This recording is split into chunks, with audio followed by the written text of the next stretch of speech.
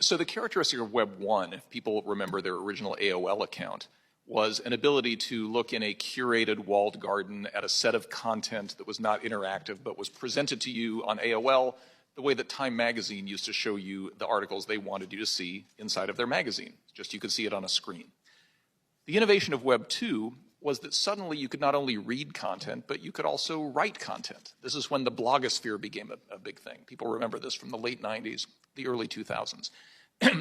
The reason for the centralization of the internet, of course, was that all of that activity was being monetized by a very small number of companies. Facebook, as the chairwoman mentions, Google, and 2 or 3 other companies.